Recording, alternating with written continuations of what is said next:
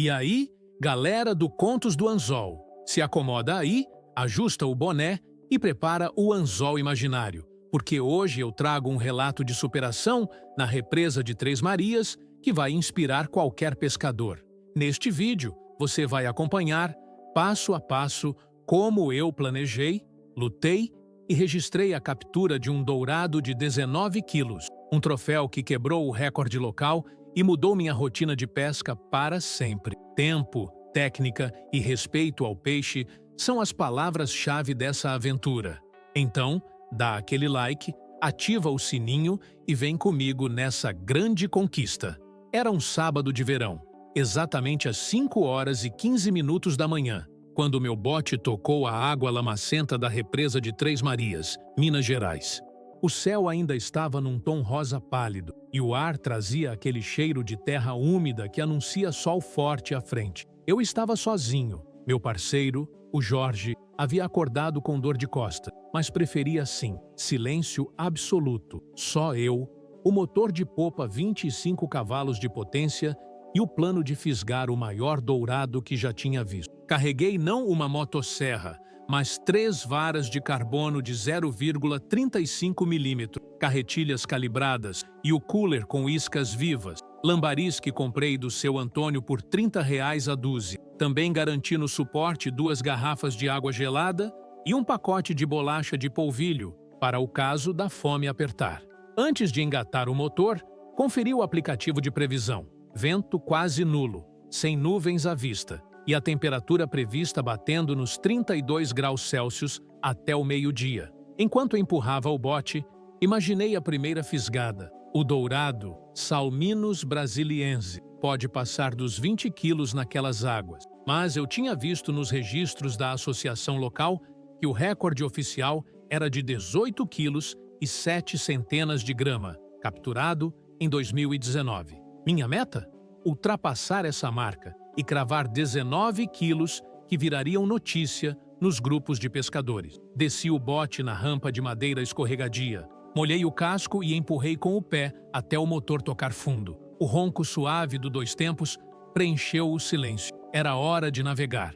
Antes de acelerar, liguei o Ecofish, um sonar simples, mas suficiente para enxergar cardumes, e marquei 3 pontos promissores. Um trecho raso cheio de galhadas, uma vala próxima à prainha e, por fim, uma laje submersa que eu tinha identificado em foto de satélite.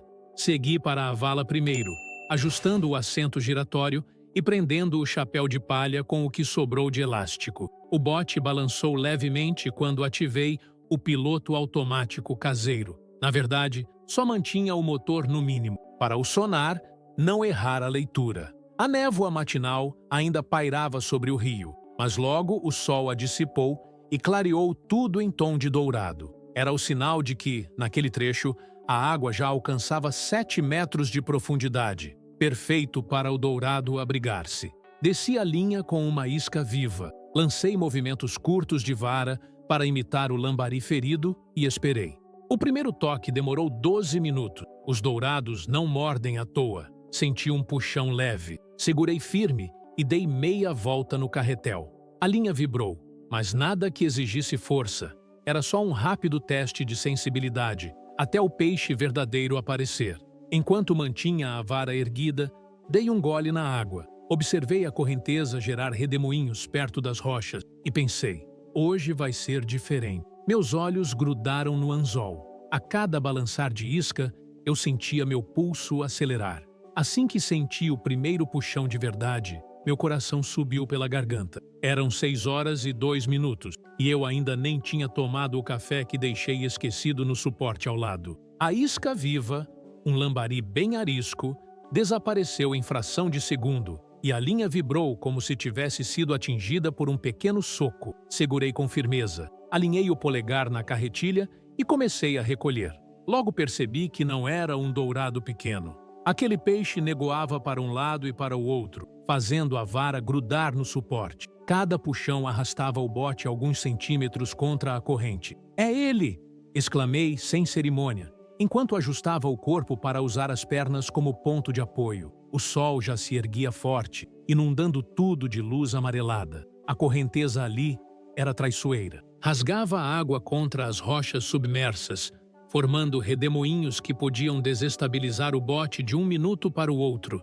Tive que reagir rápido. Inclinei levemente a proa contra a corrente, alternando remadas curtas com o motor no mínimo. Só assim evitei ser arrastado para a laje que marquei no sonar.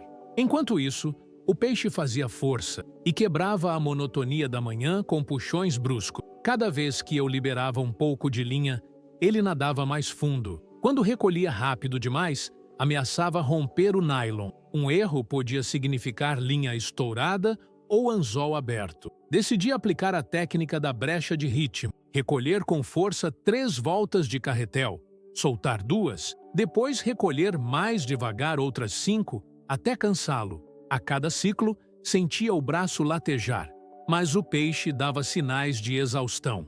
Em um desses ciclos, via a água borbulhar entre o bote e a correnteza.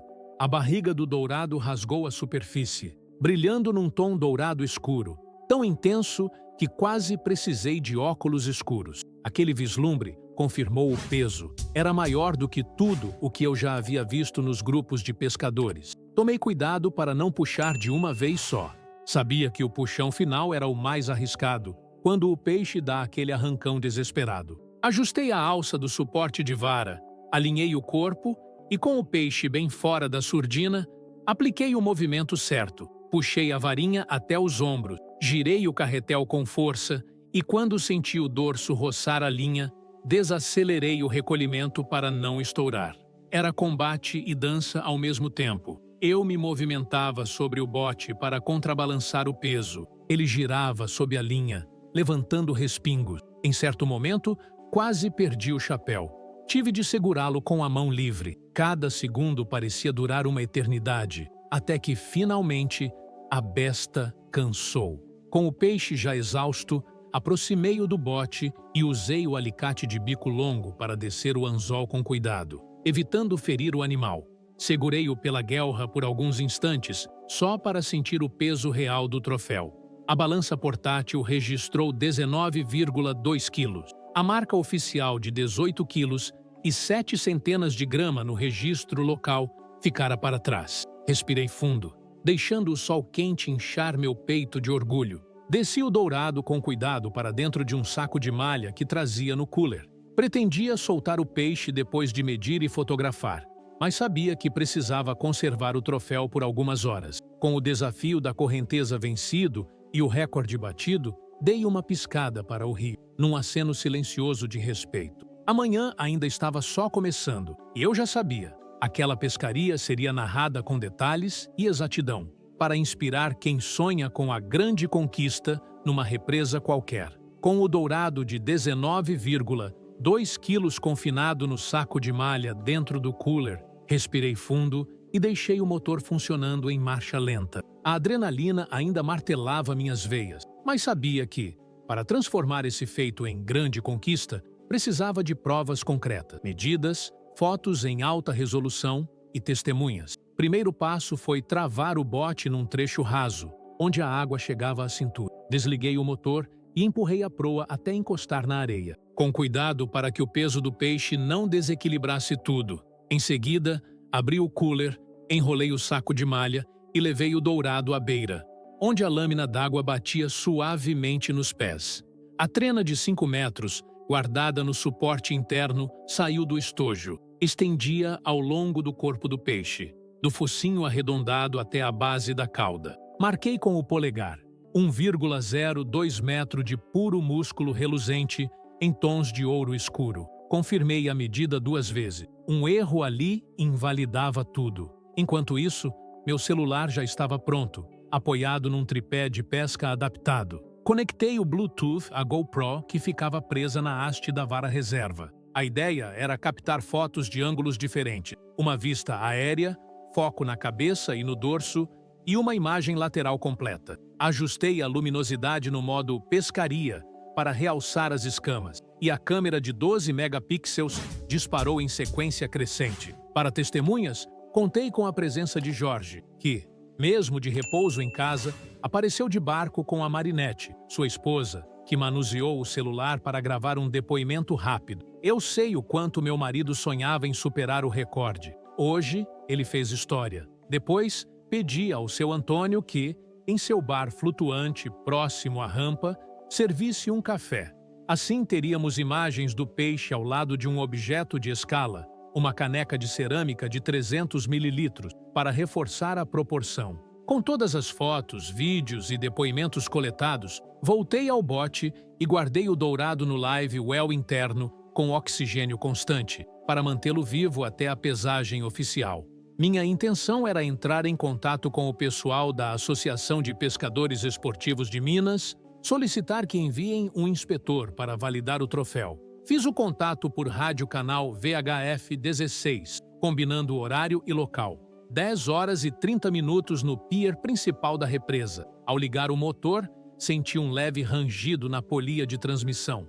Era o momento de pensar em upgrade. Em vez de acelerar, deixei o bote parado enquanto tirava das sacolas o novo equipamento. Uma carretilha Vision 400 XP, com mecanismos de anti-reversão instantânea, e uma vara de 1,80 m em grafite de alto módulo, sensível a toques mínimos. Montei o conjunto ali mesmo, usando o cabo da marreta para ajustar o reel seat e lubrificar os dentes da engrenagem com graxa especial para carretilhas salgada. Instalei a linha 0,45 mm, mais resistente à abrasão, e acrescentei um girador de 4 rolamentos para eliminar torções. No porta-isca, encaixei um jig head de 28 gramas, preparação para futuros dourados de peso ainda maior. Testei puxando manualmente, girando o drag até 5 kg de tensão, e o mecanismo respondeu suave, sem solavanco. Satisfeito, liguei o motor e desci lentamente o rio em direção ao pier. O sol já atingia o ponto mais alto e a represa fervilhava de barcos menores, jet skis e famílias se bronzeando nas ilhas fluviais. Mantive a atenção no espelho d'água, porém o foco era chegar a tempo para a vistoria. Às 10 horas e 25 minutos, alinhava o bote ao pier de madeira pintado de vermelho quando avistei o inspetor da Associação de Pescadores Esportivos de Minas, um homem alto, de colete laranja e crachá pendurado no pescoço. Ao lado, outra testemunha oficial preenchia o formulário em papel rosa dourado, carimbando o selo de verificação. Puxei o dourado do live well e, com cuidado, passei-o ao inspetor, que anotou peso, comprimento e circunferência média, 45 centímetros na altura máxima do corpo. Enquanto ele registrava tudo no sistema eletrônico de banco de dados, questionei o tempo médio de homologação. Ele sorriu e respondeu que, se os documentos estivessem corretos, eu receberia o certificado provisório em até 48 horas por e-mail, com confirmação no site oficial em até 5 dias úteis. Pedi urgência. Tinha convite para falar sobre a façanha no grupo local de WhatsApp e queria compartilhar as fotos e o depoimento de Jorge. Com a vistoria concluída às 10 horas e 48 minutos, dei um aperto de mão no inspetor e recebi o número de protocolo. No bote, reorganizei o live well, ajustei o trim do motor para sair com mais velocidade e liguei o GPS para marcar o ponto oficial da grande conquista. Coordenadas inseridas como o Waypoint Dourado 19-2. Levei a tarde inteira celebrando moderadamente. Voltei ao bar do seu Antônio para um caldo de peixe e uma cerveja bem gelada. Mandei print do protocolo nos grupos de pescadores e respondi a dezenas de mensagens de parabéns. Também aproveitei para encomendar pela internet um passador de vara em titânio, visto que a vibração do combate revelou que minhas agulhas de cerâmica precisavam de reforço. Antes de encerrar o dia, estive na oficina do Paulo, especialista em manutenção de motores de popa, para verificar o rangido na polia. Ele desmontou a caixa de transmissão, trocou o anel de vedação e reapertou as correias com torque calibrado em 15 Nm. Ao testar o motor, tudo voltou ao silêncio suave de antes. Quando voltei para casa, exausto, mas satisfeito, coloquei o peixe novamente no live well adaptado no quintal, planejando soltá-lo no dia seguinte, depois de um descanso e de garantir que não sofreria com o transporte. Deitei na rede com o celular carregando ao lado, abri as fotos e relembrei cada segundo de partida. Combate e vitória. A sensação de completar o upgrade a tempo, documentar tudo com rigor e ainda bater o recorde local de 18 quilos e 7 centenas de grama, ultrapassando-o em quase meio quilo, fez valer cada gota de suor derramada naquela manhã. E assim, encerrei a parte mais técnica da conquista, com medidas, homologação e equipamentos afinados para próximos desafios. Nos dias que se seguiram à homologação, recebi uma enxurrada de mensagens nos grupos de WhatsApp, felicitações, perguntas sobre técnica, convites para palestrar e até pedidos para sair em vídeo. Percebi que minha façanha de 19,2 quilos não era apenas o meu recorde. Virou um case curioso em toda a região de Três Marias. Naquela sexta-feira, marquei de encontrar um grupo de jovens pescadores na prainha junto à rampa principal às 17 horas. Cheguei com o bote encostado na areia quente e eles já aguardavam sentados nas pedras, varas apoiadas, olhares atentos. Eram 5 rapazes de 16 a 22 anos e, todos empolgados para aprender, o segredo do grande dourado. Comecei explicando passo a passo como identifiquei o ponto promissor no sonar.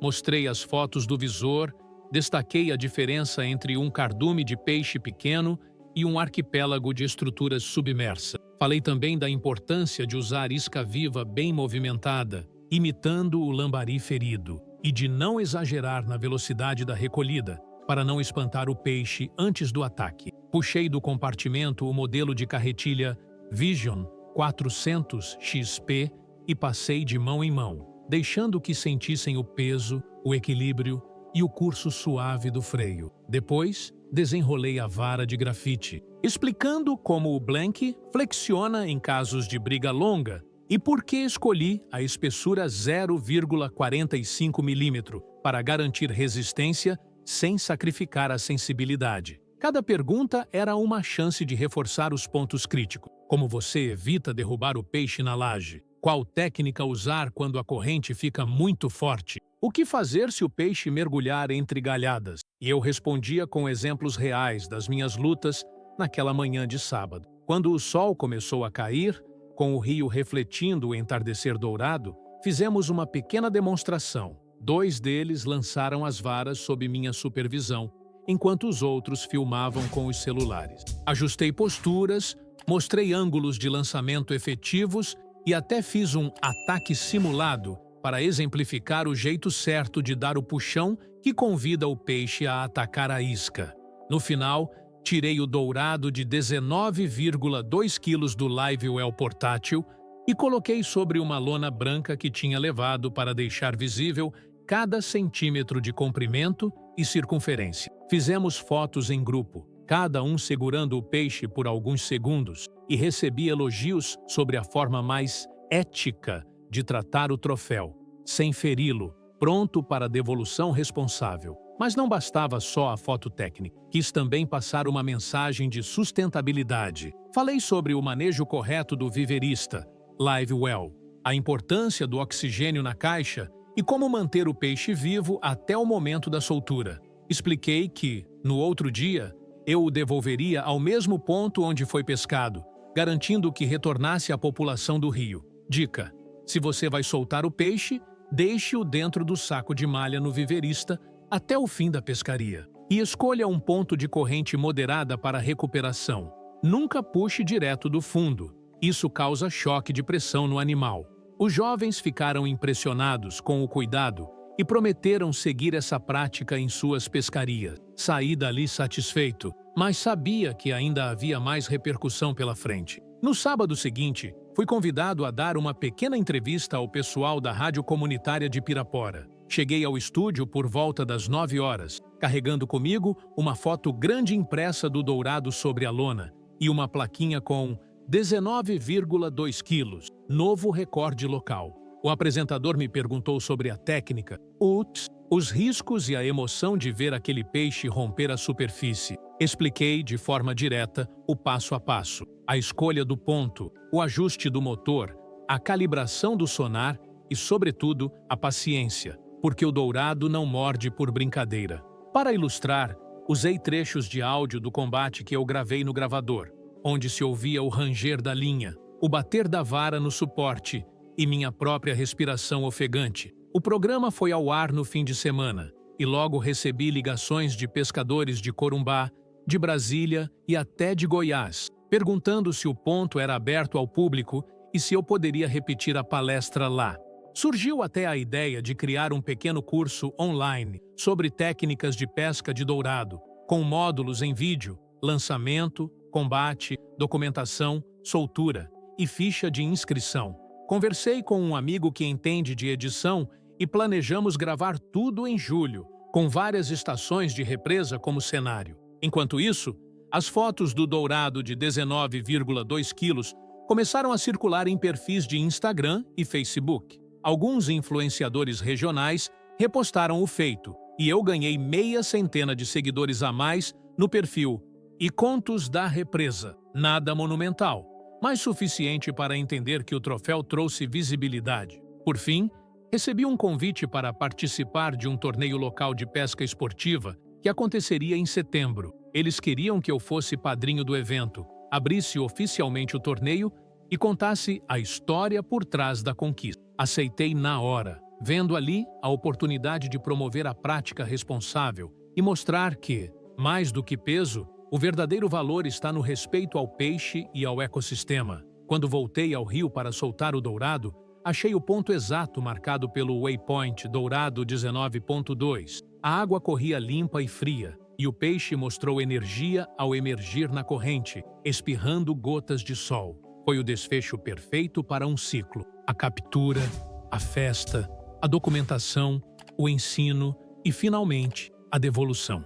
À medida que ele nadava para o fundo, senti um alívio genuíno, como quem termina uma maratona e decide que correu bem. Guardei o motor na mala do bote, joguei o colete salva-vidas no suporte e deixei o rio em paz, sabendo que minha grande conquista já se espalhara por toda a comunidade. De volta à margem, com o bote repousando na rampa de concreto da represa, respirei fundo e olhei para o espelho d'água banhado pelo sol poente. Sentia no corpo um cansaço gostoso, aquele tipo de exaustão que vem após um dia bem vivido. A grande conquista fora registrada, celebrada e compartilhada, mas era hora de pensar adiante. O que fica depois do troféu?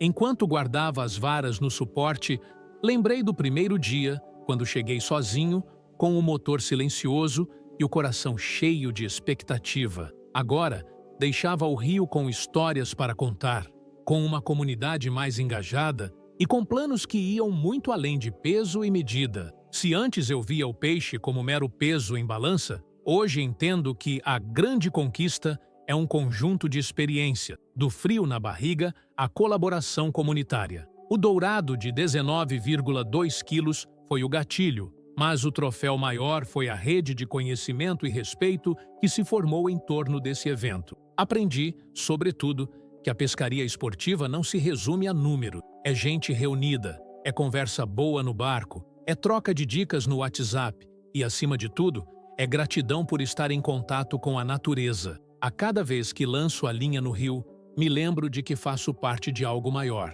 a vida pulsando debaixo da superfície. Então, se você está planejando sua próxima pescaria, leve em mente: respeite o peixe que encara o anzol. Valorize o companheiro de barco, seja ele humano ou um retrato em foto. Compartilhe seus aprendizados sem medo de expor erros. Eles são degraus para a próxima vitória. E quando chegar ao lugar perfeito, com o sol despontando e o som da água correndo, faça como eu. Inspire fundo, agradeça pela chance e esteja pronto para a grande conquista. Seja ela um peixe raro ou a certeza de que você fez tudo da forma mais verdadeira possível. Porque, no final, o que fica não é o peso do peixe, mas o peso das histórias que contamos, das lições que ensinamos e do legado que deixamos para quem vier depois. E é isso, pessoal.